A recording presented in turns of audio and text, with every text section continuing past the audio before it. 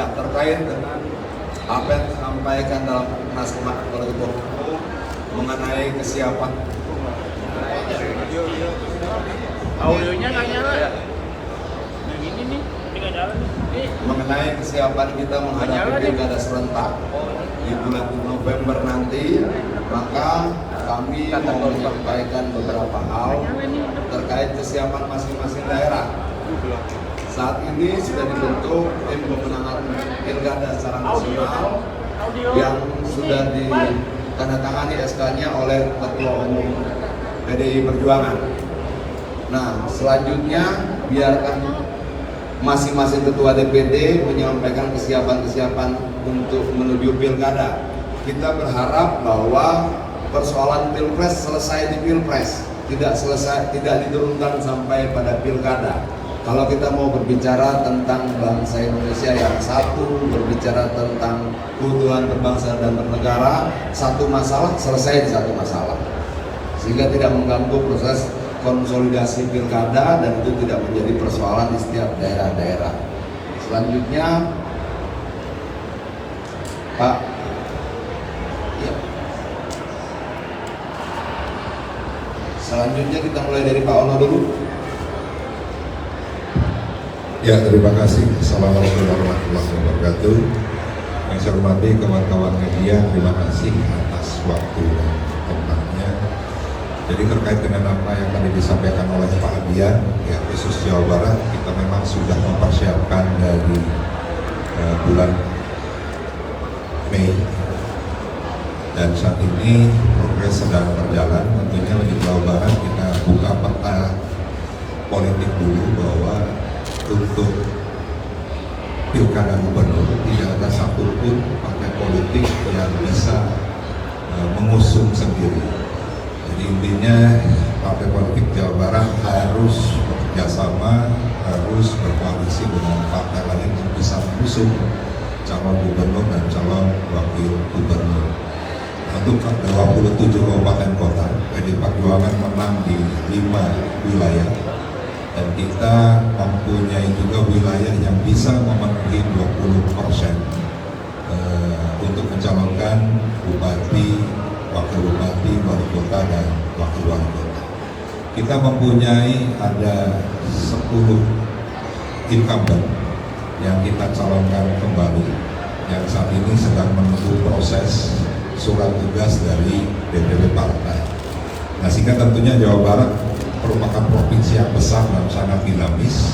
PDI Perjuangan tentunya kita tahu betul bahwa kita peringkat keempat di Jawa Barat, sehingga tentunya kekuatan kerjasama antar partai politik menjadi kekuatan yang utama yang akan kami lakukan untuk bisa tentunya pilkada ini menjadi sebuah proses politik, proses elektoral yang bisa terpilihnya gubernur, wakil gubernur, bupati, wakil bupati, wali kota, wakil wali kota yang terbaik.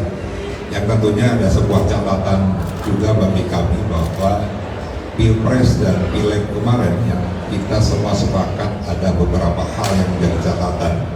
Bagaimana netralitas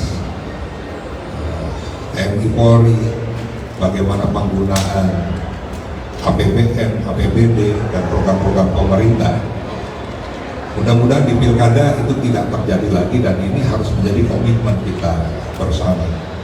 Mungkin itu sebentar dari saya, dan kalaupun ada pertanyaan, ya kami siap untuk menjawab. Terima kasih.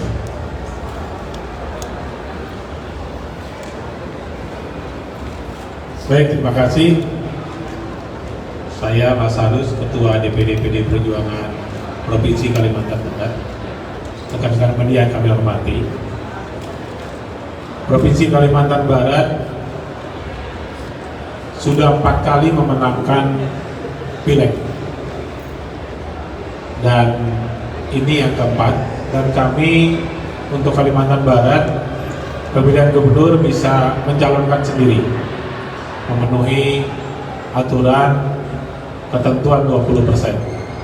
Kemudian ada 2 kabupaten juga kami bisa mencalonkan sendiri, dan ada 3 bupati incumbent dan 1 wali kota incumbent yang juga akan kami calonkan. Sama, kami juga sedang menunggu surat tugas.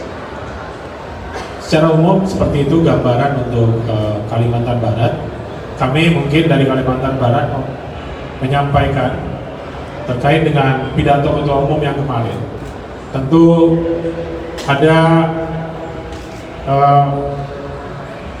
pergumulan batin di kami dalam menghadapi pilkada ini. Tentu kami berharap ini adalah ujian utama bagi pemerintahan Prabowo Gibran untuk bisa menunjukkan kepada kita semua bahwa kita masih berada di alam demokrasi yang kita cita-citakan bersama. Tentu kami berharap pemerintahan ke depan dalam pemilu pilkada pada bulan November yang akan datang tidak lagi menggunakan cara-cara yang kemarin dilakukan pada saat Pilpres. Ya, kita semua merasakan seperti apa campur tangan kekuasaan terhadap Pilpres dan terutama Pilpres ya. Kalau di tempat kami itu yang sangat terasa itu Pilpres. Dan mudah-mudahan pilkada ini bisa berjalan secara fair. Biarkanlah proses demokrasi ini berjalan apa adanya dan seluruh tahapan-tahapan ini juga bisa berjalan dengan baik sampai nanti pada pemungutan suara serahkan sepenuhnya kepada rakyat, mereka yang tahu mana pemimpin yang terbaik bagi mereka. Tentu itu harapan bagi kami. Secara proses kami tentu juga menjalin kerjasama dengan seluruh partai politik. Kita berdiskusi dengan seluruh partai politik dalam terkait calon yang akan kita calonkan baik untuk gubernur maupun bupati dan wali kota. Ini semua sudah sekarang dalam proses penjajakan. Kami sudah membuka pendaftaran dan pendaftaran kami sudah tutup. Sekarang sedang melakukan survei untuk seluruh calon-calon yang mendaftar baik di provinsi maupun di baik gubernur maupun bupati dan wali kota. Tahapannya sudah kami lalui mengikuti seluruh proses yang juga disampaikan oleh DPP kepada kami DPD partai. Mungkin demikian yang dapat kami sampaikan dari apa yang tadi dibuka oleh Pak Hadian. Nanti kalau ada pertanyaan juga kami siap untuk berdiskusi lebih lanjut. Terima kasih. Assalamualaikum warahmatullahi wabarakatuh. Terima kasih. Assalamualaikum warahmatullahi wabarakatuh. Nama saya Ridwan Adi Witiri, Ketua DPD PDI Perjuangan Provinsi Sulawesi Selatan. Alhamdulillah, apa yang kami mau sampaikan hari ini sebenarnya sama aja yang telah disampaikan para senior atau Ketua DPD PDI Perjuangan Jawa Barat dan Kalimantan Barat. Harapan kami perlu saya jelaskan atau informasikan bahwa Sulawesi Selatan itu hanya 2 kabupaten yang bisa kita mengusung sendiri, yaitu Luwu Timur dan Sulawesi Selatan. Untuk pemilihan gubernur tetap kami harus berkoalisi dengan partai lain. Tahapannya juga sudah kita mulai sama dengan seperti DPD-DPD sebelumnya yang menyampaikan informasi. Dan PDI Perjuangan sebelum pilkada serentak ini memang kita juga berkoalisi dengan beberapa partai. Dan insya Allah tanggal 27 November nanti PDI Perjuangan akan mengusung sendiri kader untuk Gubernur Sulsel dan 2 kabupaten yang sudah bisa mengusung sendiri, dan ada lagi beberapa kabupaten yang kami akan berkoalisi dengan partai lain, dan itu penjejakan sudah kita laksanakan.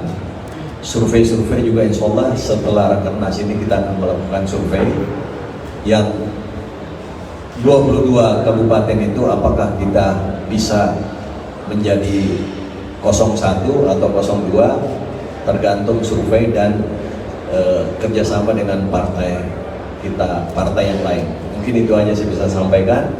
Kalau ada pertanyaan-pertanyaan saudaraku dari pers, silakan ditanyakan kepada kami, tapi terkhusus untuk Sulsel insya Allah saya akan jawab dan menyampaikan apa yang terjadi di Sulsel, dan mudah-mudahan ke depan ini seperti yang disampaikan oleh Pak Lasarus, jangan lagi ada terjadi seperti sebelum-sebelumnya. Sekian, terima kasih. Wassalamualaikum warahmatullahi wabarakatuh.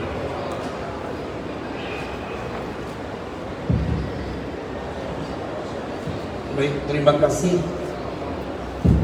Assalamualaikum warahmatullahi wabarakatuh. Saya Rapidin Simbolon, Ketua DPD PD Perjuangan Provinsi Sumatera Utara. Perlu kami sampaikan bahwa Sumatera Utara ini terdiri dari 33 kabupaten kota, di mana 10 kabupaten kita meraih kemenangan dan menempatkan kader kita sebagai ketua DPRD, dan 14 kabupaten kota sebagai unsur pimpinan wakil ketua. Ada 12 kabupaten kota yang bisa mengusung sendiri calon bupati maupun wali kota. Contoh sebagai Medan, ibu kota Provinsi Sumatera Utara, kita juga bisa nanti akan 9 kursi, tinggal 1 kursi lagi untuk bisa mengusung sendiri calonnya. Kemudian untuk Provinsi Sumatera Utara, kita memperoleh 21 kursi, yang tadinya 2019 kita hanya 19 kursi, sekarang 21 kursi, dan bisa mengusung calon sendiri. Dan mudah-mudahan nanti kita akan push untuk Sumatera Utara supaya memenangkan gubernur maupun para bupati dan wali kota di sana. Walaupun di sana pertarungannya agak sedikit tinggi karena menantu Pak Presiden Pak Bukti Maju ini menjadi nik bagi Sumatera Utara, dan sepertinya ke PD Perjuangan sudah banyak yang mendaftar, ya, baik kader kita sendiri maupun eksternal partai, dan kita sudah persiapkan segala jurus untuk itu, terutama kita menganut Satyam Evate, ya, itu kebenaran akan menemukan jalannya sendiri, seperti yang dibilang Pak Bang Adian Napitupulu. Ya, Pak Adian Napitupulu ini kan orang Sumatera Utara. Beliau sebagai ketua Dex Pilkada ini, ya saya yakin akan menghasilkan nanti kepemimpinan di Sumatera Utara yang berkualitas dan demokrasi yang bermoral. Itu yang kita harapkan bersama. Terima kasih, dan sedikit lagi, jangan terulang lagi seperti pemilu yang lalu, seperti di Pilpres, ya, kita lihat dan kita tonton bersama. Itu yang bisa saya sampaikan. Sekian, terima kasih. Assalamualaikum warahmatullahi wabarakatuh.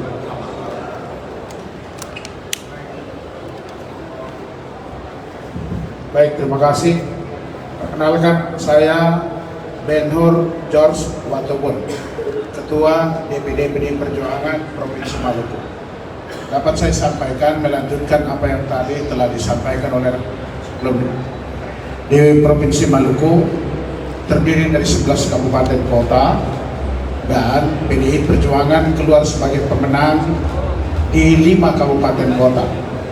Kemudian dalam menempatkan pimpinan, kita menempatkan 7 pimpinan di seluruh kabupaten kota, dan khusus untuk Provinsi Maluku sudah 3 kali berturut-turut PDI Perjuangan keluar sebagai pemenang.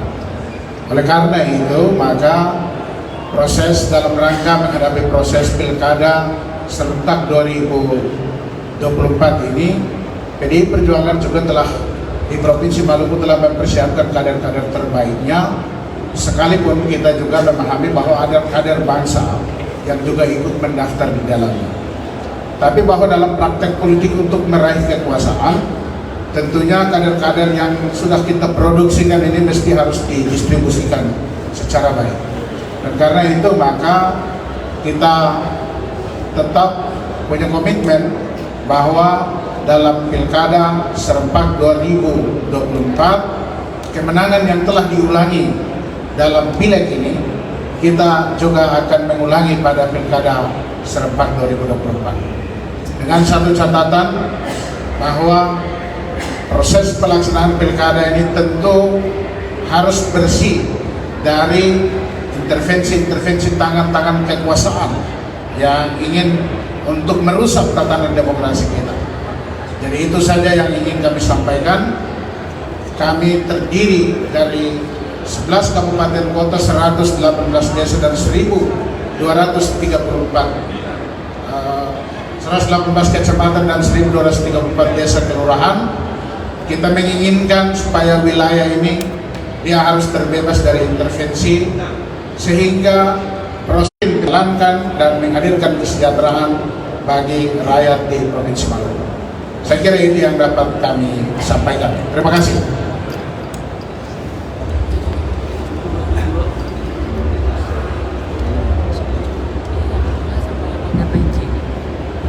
Assalamualaikum warahmatullahi wabarakatuh. Perkenalkan diri, saya Letnan Jenderal Purnawirawan Yopi Ones Wayakau, Ketua DPD PDI Perjuangan Provinsi Papua Barat Daya. Pada kesempatan ini terima kasih waktu yang diberikan kepada saya, rekan-rekan pers sekalian, menyampaikan informasi perkembangan politik di Papua Barat Daya. Papua Barat Daya terdiri dari 1 kota, 5 kabupaten. Ini provinsi termuda di Indonesia, dan DPD ini dibentuk setahun. Sekarang ini setahun kurang 2 bulan. Jadi DPD yang baru untuk mengawaki PDI Perjuangan di provinsi ini, menyampaikan bahwa hasil pemilu kemarin PDI Perjuangan di Provinsi Papua Barat Daya ini bisa memperoleh 5 kursi dari 35 kursi yang direbut. Nomor 2 dari perebutan ini yang pertama Golkar, kemudian PDI, dan partai-partai yang lain. Kemudian dari 5 kabupaten, 1 kabupaten yang kita menang, kemudian 4 lainnya ini bagi rata dengan partai yang lain. Untuk rencana pilkada ke depan, kita harus bekerja sama dengan partai yang lain untuk mengajukan calon, baik itu gubernur maupun bupati dan wali kota. Beberapa kader kita yang juga sudah mendaftar sebagai calon kepala daerah dan saat ini sedang diteliti oleh DPP untuk memberikan kepercayaan kepada siapa yang akan bertarung dalam pilkada ini. Kemudian melihat mungkin Papua ini Bapak Ibu sekalian sudah mengikuti perkembangan situasi. Oleh karena itu kami juga berusaha untuk pelaksanaan ini harus berjalan dengan baik sesuai dengan ketentuan aturan yang berlaku, sehingga tidak menimbulkan hal-hal yang mendatangkan persoalan di kemudian hari.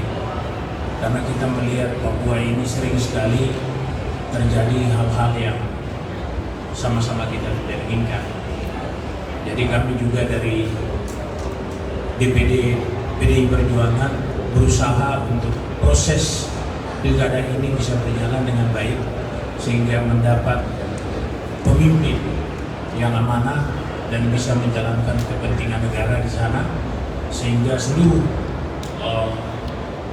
apa yang diinginkan oleh negara bisa berjalan dengan baik, menghindari hal-hal yang menimbulkan persoalan di Papua, khususnya Papua Barat Daya.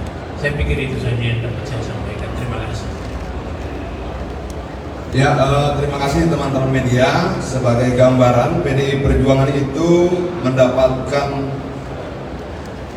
20% suara di 142 kabupaten kota di 11 provinsi. Artinya di 142 kabupaten kota ini kita bisa mencalonkan sendiri. Di luar daripada itu kita akan membangun kerjasama dengan partai-partai yang lain. Pesan yang sama yang saya dapatkan dalam perbincangan kita pagi ini adalah, pertama, jangan ada lagi peristiwa seperti Pilpres kemarin yang terulang. Jangan ada lagi kemudian aparatur negara yang bekerja secara politik untuk kepentingan 1-2 calon yang lain. Biarlah kemudian pilkada ini memang yang diadu adalah kemampuan tim pemenangan masing-masing, kemampuan partai politiknya. Jangan kita diadu dengan aparatur negara yang sama-sama kita biayai bersama-sama. Itu tidak fair. Kalau kemudian rakyat pendukung PDI Perjuangan, rakyat pendukung P3 dan sebagainya ikut membiayai gaji mereka, hidup mereka, ya berpihaklah untuk semua, tidak untuk 1-2 kelompok saja. Kita ingin pilkada ini menjadi pesta demokrasi yang sehat dan tidak menakutkan, di mana rakyat datang ke TPS dengan riang gembira, senang dan memilih dengan bebas tanpa intimidasi, di stop fasilitasnya, dikurangi bantuan sosialnya dan sebagainya. Itu harapan kita sama-sama yang dapat saya simpulkan.